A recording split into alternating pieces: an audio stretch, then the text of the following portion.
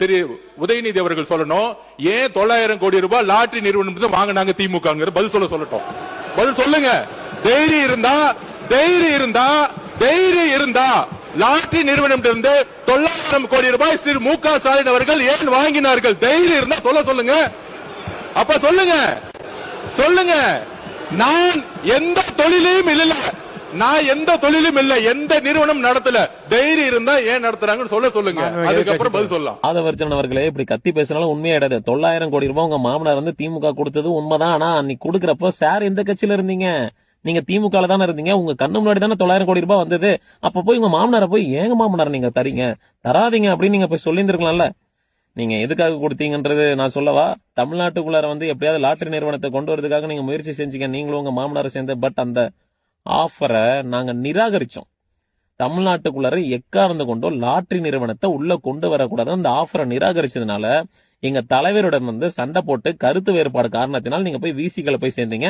அங்கேயும் நீங்க போய் எம்பி சீட்டு கேட்டீங்க, அது கிடைக்கல. அதனால மறுபடியும் கருத்து வேறுபாடுனால நீங்க போய் தமிழக வெற்றி கழகத்துல போய் நீங்க மாய உலகத்துலதான் நீங்க வந்து ஜெயிச்சிருக்கீங்கன்றது எல்லாருக்கும் தெரியும். இப்போ உங்க மாமனார் வந்து 900 கோடி ரூபாய் கொடுக்குறப்போ நீங்க என்ன பண்ணிட்டு இருந்தீங்க? லாலிபாப் எதனா சாப்பிட்டு இருந்தீங்களா என்ன?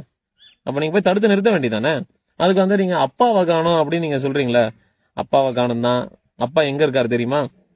நான் முதல்வன் திட்டம், தமிழ் புதல்வன் திட்டம், தோழி விடுதி திட்டம், எண்ணுயிர் காக்கம் 48, மகளிர் விடியல் பயணம், மகளிர் உரிமை தொகை, முதலமைச்சரின் காலை உணவு திட்டம், கலைஞரின் கனவு இல்லம், 40 லட்சம் பேருக்கு வந்து வேலை வாய்ப்பு, 40 லட்சம் குடும்பங்களுடைய வாழ்வாதாரம், பொருளாதாரம், சுகாதாரத்தை உயர்த்தி கொடுத்த முத்தமிழறிஞர் டாக்டர் கலைஞரின் புதல்வர் முத்துவேல் கருணாநிதி ஸ்டாலின் அவர்கள் தான்ன்றது எல்லாருக்கும் தெரியும். அந்த இடத்துல தான் அப்பா இருக்காரு. ஆனா உங்க மாமனார் மாமியார் வந்து 2016 அம்மையார் அவர்கள் ஜெயிச்ச பிறகு லாட்டரி நிறுவனத்தை தமிழ்நாட்டுக்குள்ளார கொண்டு வரதுக்கு முயற்சி செஞ்சப்போ அம்மையார் என்ன பண்ணாங்க? உங்க மாமனாரையும் லீமா ரோஸ் மார்டின் சட்டமன்ற உறுப்பினராக இருக்கக்கூடிய ஏடிஎம்கேல இருக்கக்கூடிய உங்களுடைய மாமியார் சிறையில வந்து அடைச்சாங்க. எதற்காக? லாட்டரி நிறுவனத்தை தமிழ்நாட்டுக்குள்ளார கொண்டு வரதுக்கு முயற்சி செஞ்சதுனால.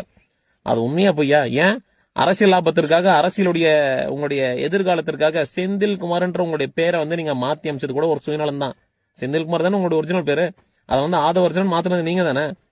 என்ன சார் என்னங்க ஆதவர்ஜன்?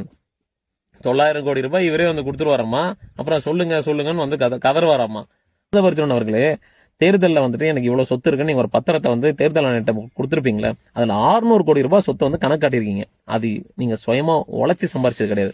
உங்க மாமனார் வந்து உங்களுக்கு இனமா கொடுத்தது. அதனால உங்க மாமனார் 600 கோடி ரூபாய் கொடுத்ததுனாலதான் நீங்க வந்து இன்னைக்கு பணக்கார பட்டியல இருக்கீங்க. இல்லைன்னா இவர் ஜஸ்ட் 0 தான்.